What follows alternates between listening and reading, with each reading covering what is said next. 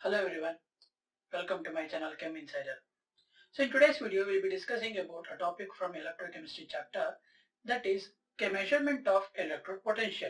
So now if you consider for a measurement of any substances, you need to use a reference material, right? Like for example, if you consider you have to go for a provision store, you need to buy some groceries. So you ask the vendor, so they can give you some half kilos of particular pulses or cereals. So what he'll do is, in the earlier cases they used to have a metal half kilo mark or a 50 grams of mark, something like that. They used to keep it one on the one side and your particular grocery on the other side to measure the particular weights.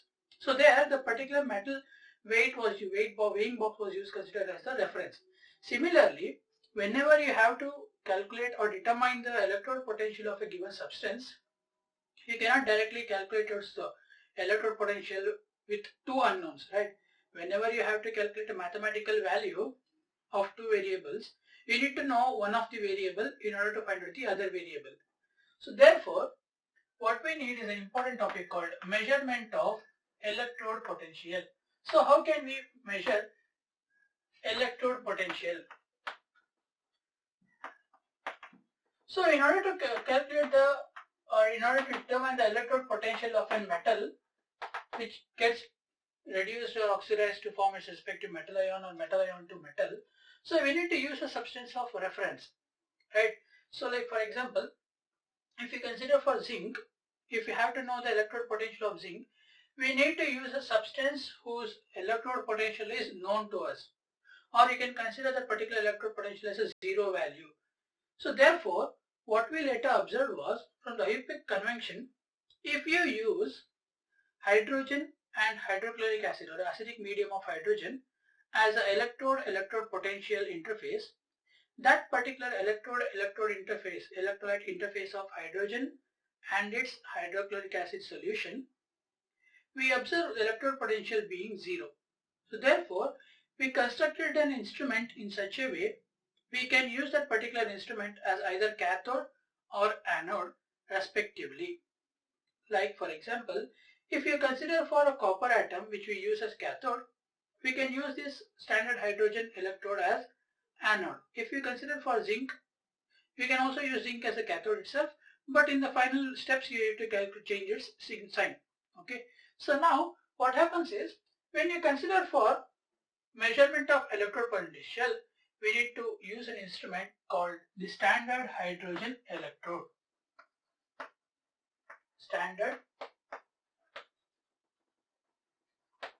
Hydrogen Electrode. So this Standard Hydrogen Electrode is also called S.H.E, where we use hydrogen and hydrogen ion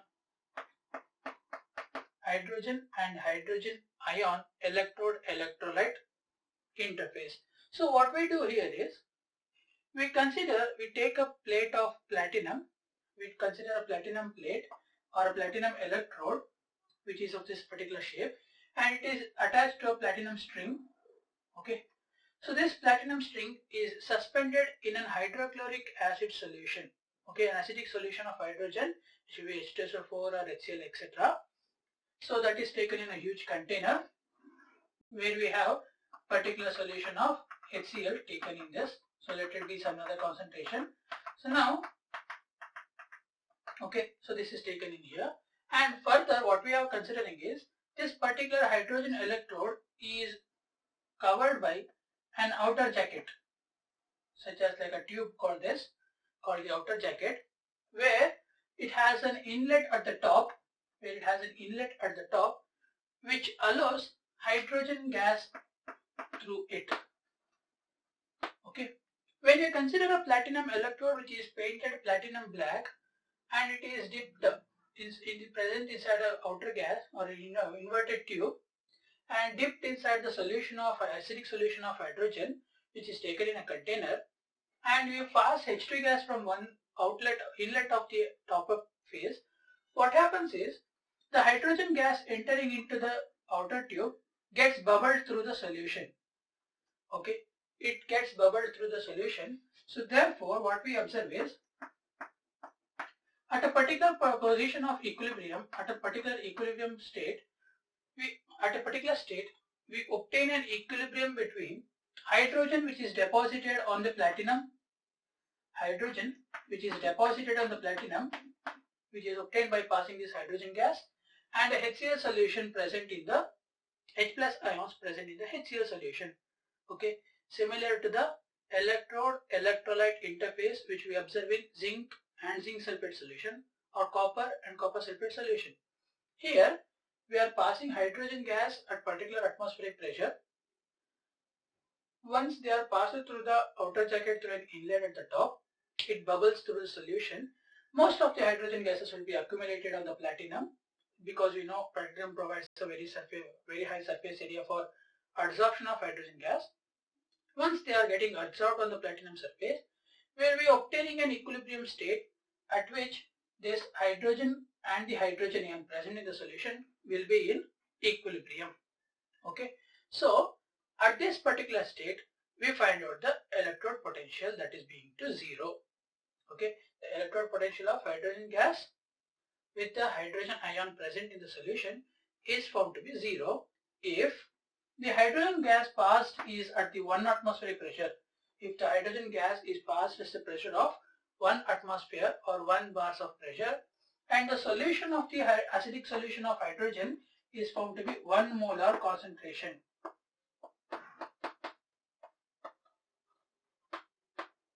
If you consider 1 molar solution of H plus ion concentration, 1 molar concentration of H plus ion solution or HCl solution taken in a container, and into which we are passing hydrogen gas at a pressure of 1 atmosphere, then the electrode potential of the hydrogen is called the Standard Hydrogen Electrode potential. Okay, when you consider the acidic solution taken in the container for 1 molar concentration, and if the hydrogen gas which is passed through the inlet of the tube is at 1 atmospheric pressure, then the electrode potential obtained for this hydrogen electrode is called the Standard Hydrogen Electrode potential, and the particular instrument will be called as Standard Hydrogen Electrode. And the Standard Hydrogen Electrode potential of hydrogen is always 0. The Standard Hydrogen Electrode potential is 0. So therefore you can either use it as a cathode or use it as an anode whenever you have to calculate the electrode potential of different metal with respect to its metal sulfate electrolytes interface. Okay, so now this is how we constructed hydrogen electrode, that is a standard hydrogen electrode. If you have to explain one more time, let's clearly hear it. So what we do is, we take a platinum sheet painted as platinum black electrode, which is placed inside an outer jacket, like that is an inverted tube, which has an inlet at the top, and it is dipped inside a container having 1 molar concentration of acidic solution of hydrogen. It might be HCl for this particular consideration. When you pass hydrogen gas at a pressure of 1 atmosphere from the inlet, this hydrogen gas bubbles through the solution, and some of the hydrogen gas get accumulated on the platinum sheet. At particular point of instant of time, we observe an equilibrium formed between hydrogen which is adsorbed on the platinum and the H plus ions present in the solution. At that particular instant of time, the potential of the hydrogen electrode is said to be the Standard Hydrogen Electrode potential, and its value is equal to 0. Okay, so now what we can do is, if we have to using this particular instrument, now if we write on this representation of this particular cell, so we know the cell representation, how to write the cell representation, but in this case it is quite different. This is just a half cell representation, but since we are using two elements, that is a platinum and a hydrogen gas, first you need to consider platinum, which is placed for the hydrogen gas, right, H2 gas, which is in equilibrium for this salt bridge with H plus ion solution of 1 molar concentration. So this is the cell representation of Standard Hydrogen Electrode. Remember, this is very important for in examination point of view. They usually ask the cell representation of Standard Hydrogen Electrode. So what is this is, you can write as H2. Instead of H2 you can also write half H2, because one hydrogen atom gives us 1 H plus ions. one hydrogen atom will be in equilibrium with the H plus ion, therefore we can write it as half H2. So for the cell reaction, of S.H.E, you can write it as half H2 gas loses an electron to form H plus with an electron. Okay, H plus and electron. So this is the cell reaction and this is the cell representation.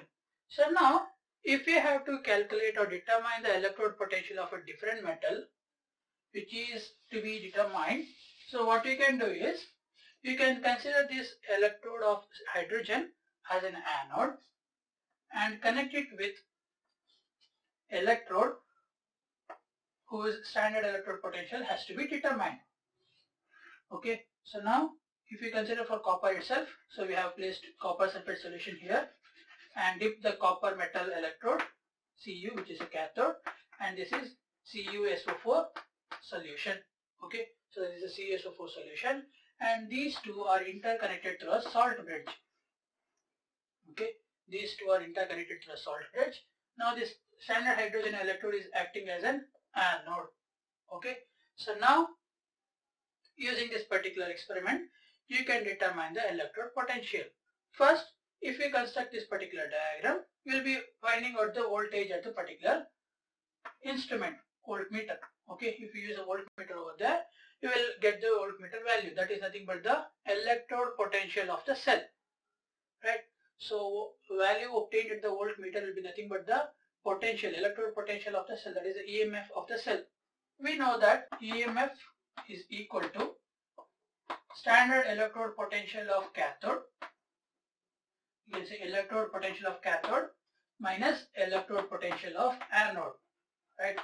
Electrode potential of cathode minus electrode potential of anode. So e.m.f of this particular cell will be 0.34 volts.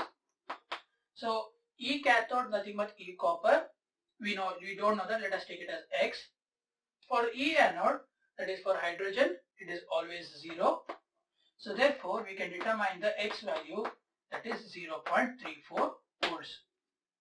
Okay, so this is how we can calculate the electrode potential of a metal which is in equilibrium with its electrolyte solution of interface and using a particular standard hydrogen electrode as a reference for it. Okay, if we write down for this particular reaction cell representation, so cell representation for this reaction will be, so you need to understand that, you need to write these also. Cell representation of this reaction is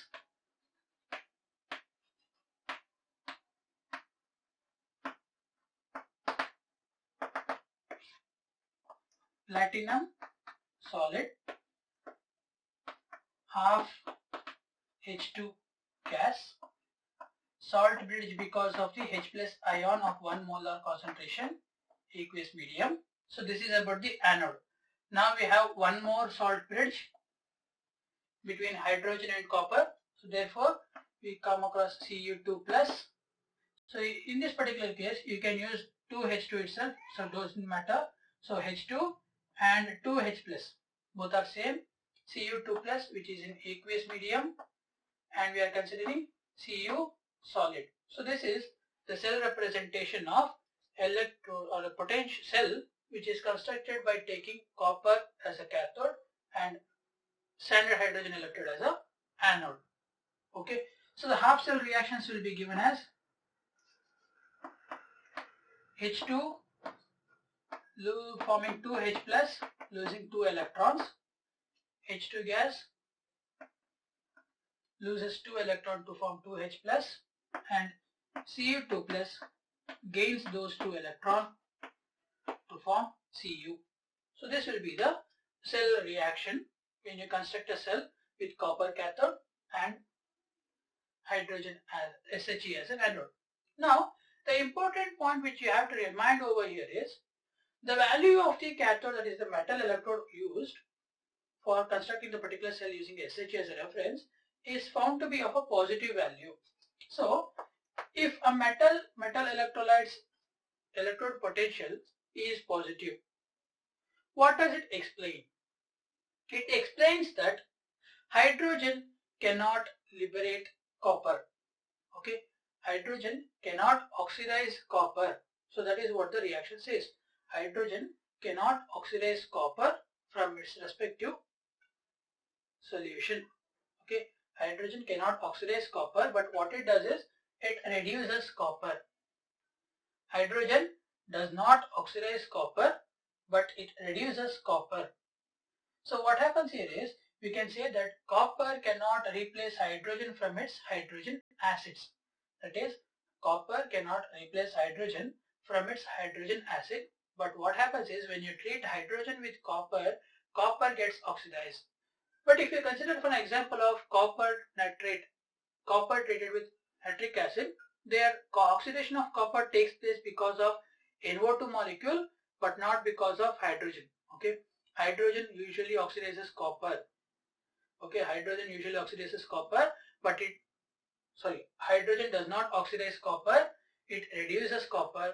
If you consider for an example of HNO3 treated with copper atom, there the reaction happens because of nitrate group, but not of the hydrogen atom. Next, similarly, if you construct the same cell using zinc, then what happens is, if you use zinc as a cathode and zinc sulfate as a solution, then you'll get the value of X being minus 0.76 volts. So the negative value indicates that hydrogen cannot oxidize zinc. The negative value indicates that hydrogen cannot reduce zinc, but zinc reduces hydrogen. Okay, hydrogen cannot be reduced. The negative value indicates that hydrogen can be liberated from zinc. Positive value indicates that hydrogen cannot be liberated by copper. If a metal, when compared to S.H.E, has a positive value, then the metal cannot replace hydrogen from its respective acid. If a metal has electrode potential negative, then it clearly says that metal can liberate hydrogen from its respective acids. So therefore, zinc, which has a negative value, liberates hydrogen from its acids. When you treat zinc with H2SO4, we get ZnH2O4. But if you treat copper with H2SO4, there will be no reaction because copper cannot liberate hydrogen from its sulfuric acid compound. So using S.H.E, clearly we can understand or determine electrode potentials of various elements. Okay, so the particular electrode potential of these multiple elements we will discuss in the next video along with the Nernst equation. So this is all about for today. I hope you have understood all these concepts and how we can use S.H.E in order to determine the electrode potentials of multiple elements. Thank you for watching.